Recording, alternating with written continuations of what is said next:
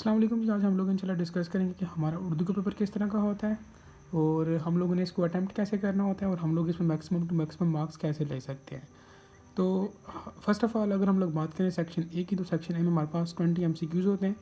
उसमें फ़र्दर हमारे पास डिवीजन्स होती हैं। ठीक है, हमारे पास कुछ MCQs जो है वो मुसन्निफ़ और जो शायर होते हैं इनकी तारीफ़ से उठाए जाते हैं। इसके अलावा कुछ MCQs हमारे नसर से उठाए जाते हैं। कुछ MCQs हमारे पास ग्रामेटिकल MCQs होते हैं, ग्रामर से उठाए जाते हैं।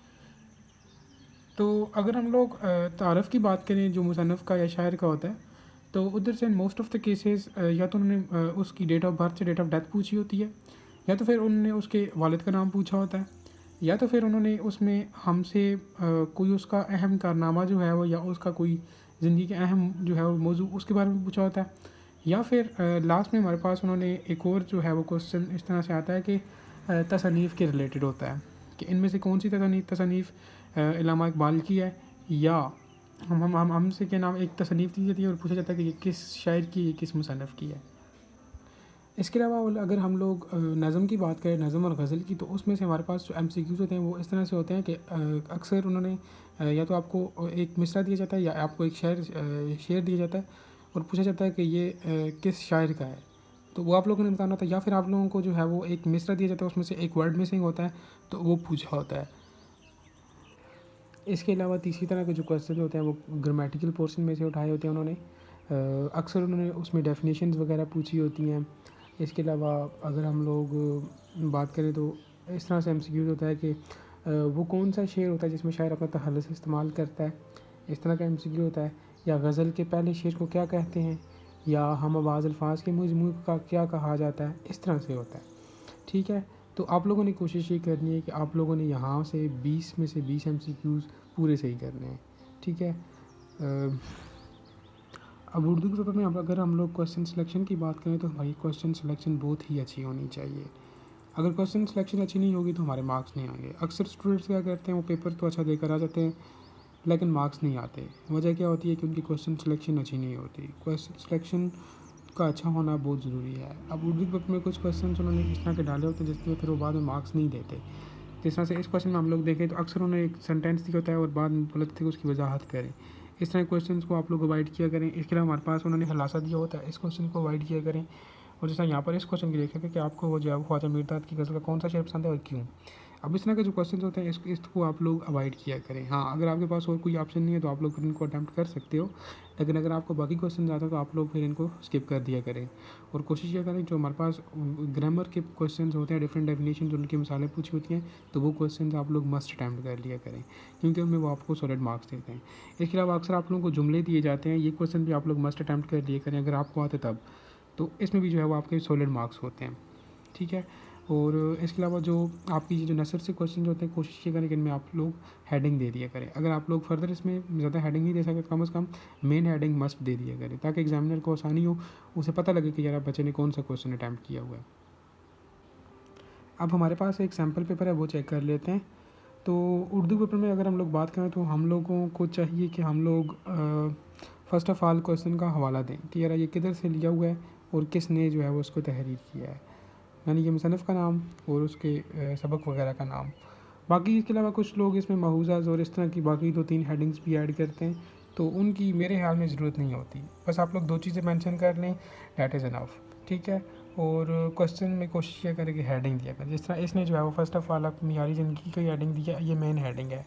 फिर उसका जो है वो कौमी नुक्ता नज़र बताया है, फिर उसका उसने पस मंज़र बताया है।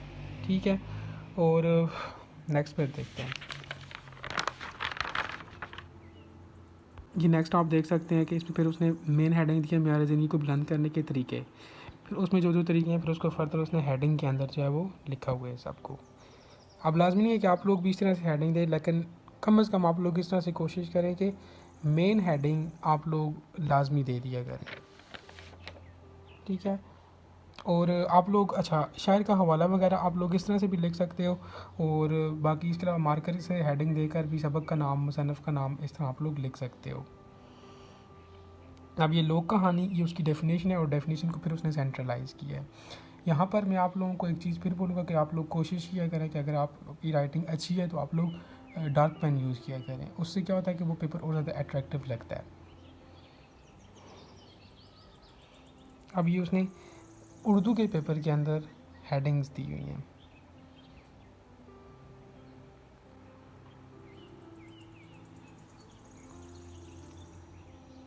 आप लोग देख सकते हो, और क्वेश्चन एंडिंग पर जो है वो line.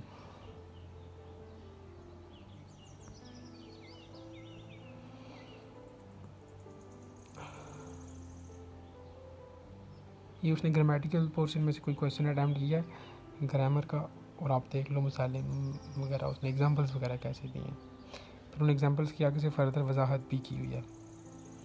This is the best way to represent the answer. और इसके अलावा आप उर्दू के पेपर में अगर किसी क्वेश्चन के अंदर कोटेशन या पोइट्री वगैरह ऐड कर सकते हैं तो वो भी लाजमी कर लिया करें। और आप लोगों को मैं एक और चीज़ बताऊं कि उर्दू के पेपर में कोशिश करें कि उसमें भी आप लोग बहुत लंबे चौड़े पैराग्राफ ना लिखा करें। एक आंसर को कम से कम आप 2 से 3 पैराग्राफ में जो है वो लिख लिया करें। एक ही पैराग्राफ में जो है वो सारी कहानी ना बता दिया करें। एक तो पहली बात है कि आप लोग डार्क पेन यूज़ करें, उसके बाद मेन हेडिंग जो है वो आप लोगों ने लाजमी देनी है। उसके बाद एक ही पैराग्राफ में सब कुछ नहीं लिखना, ठीक है। आप लोग 2 से 3 पैराग्राफ मस्ट बनाएं। और ऐसे क्वेश्चंस जिनमें आपको लगता है कि आप इसमें जो है पूरे 5 मार्क्स ले सकते हो, तो आप उनको मस्ट अटैम्प्ट कर लिया करें, ठीक है। उसी तरह से पहले 2 अच्छे जो आपके क्वेश्चन हैं जो सॉलिड मार्क्स के होते हैं, आप उनको बिल्कुल टॉप पर अटैम्प्ट करें। उसके बाद आप अपने बाकी क्वेश्चन अटैम्प्ट करें, और आप एक अपना अच्छा क्वेश्चन पेपर के लास्ट में अटैम्प्ट करने के लिए छोड़ दिया करें, ठीक है।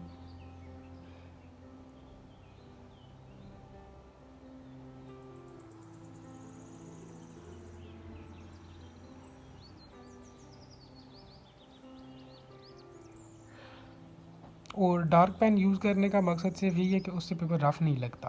अगर आपकी राइटिंग वगैरह अच्छी है तो आप लोग डार्क पेन यूज़ करें, वो और ज़्यादा अट्रैक्टिव लगेगा। और जब हम इस तरह से क्वेश्चन जो है वो हेडिंग्स बनाकर जो है वो प्रेजेंट करेंगे तो एग्जामिनर हमें 5 में से 5 मार्क्स दे के जाएगा इंशाल्लाह।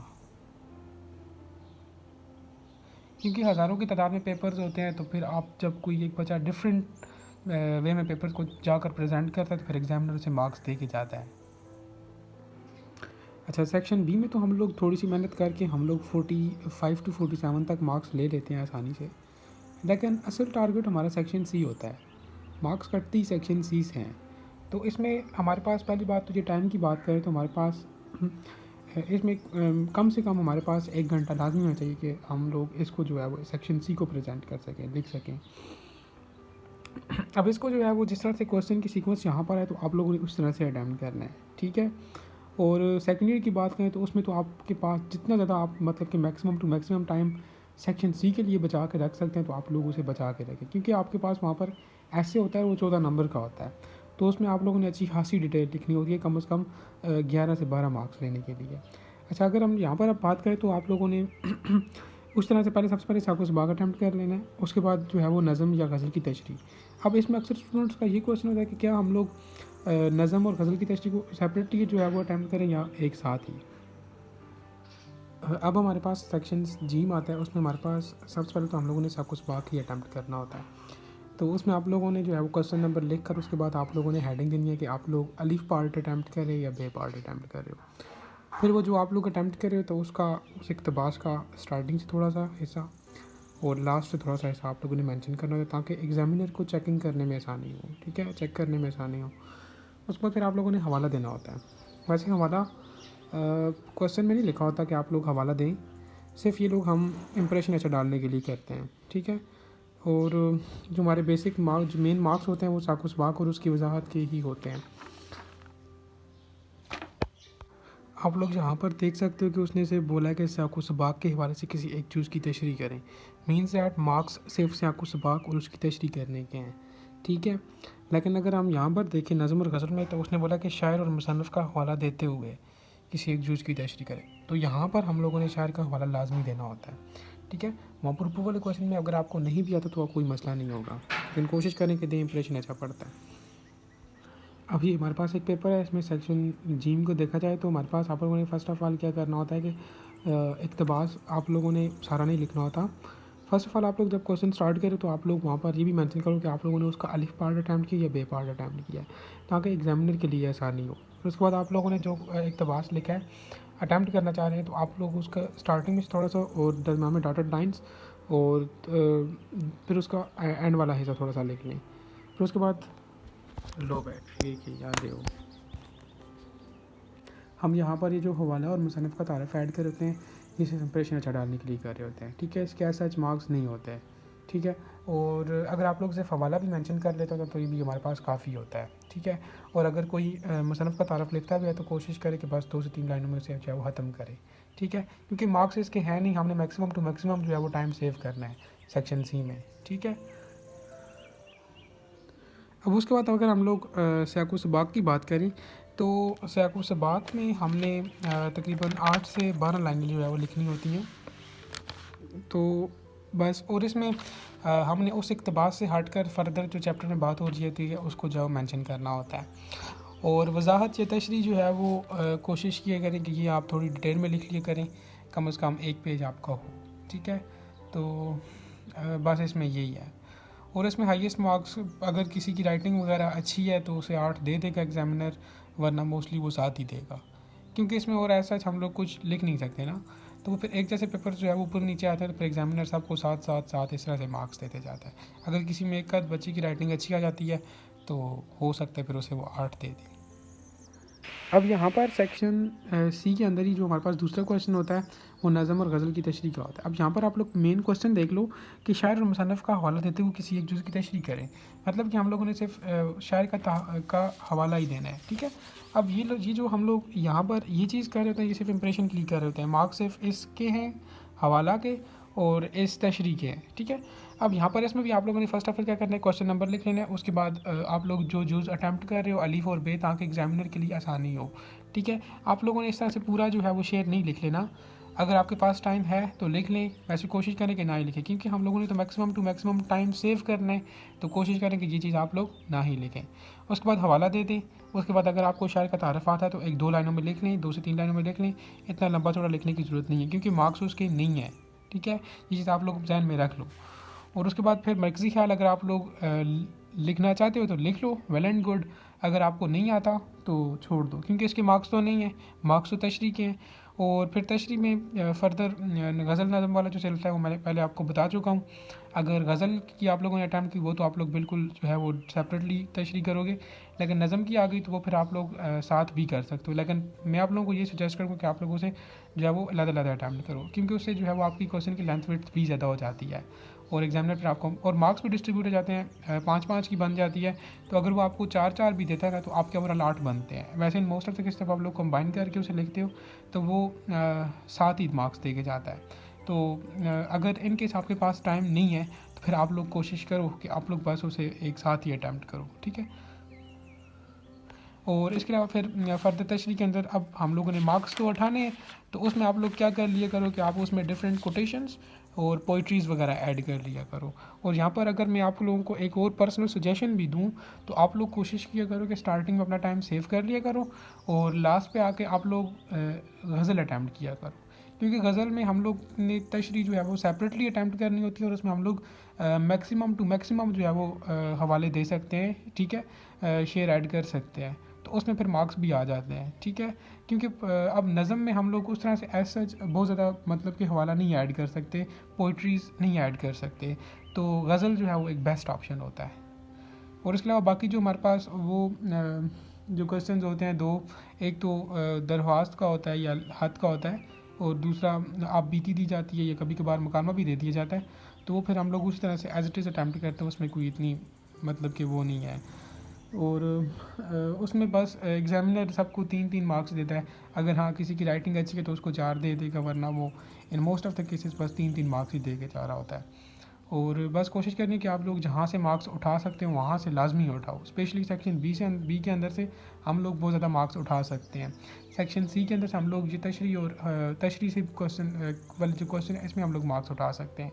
बाकी जो दूसरे क्वेश्चन होते हैं इसमें बहुत मुश्किल से जो है वो एग्जामिनर मार्क्स देता है, ठीक है। और इसके अलावा आपका कोई क्वेश्चन है तो आप लोग कमेंट सेक्शन में जो है वो पूछ सकते हैं। Thank you.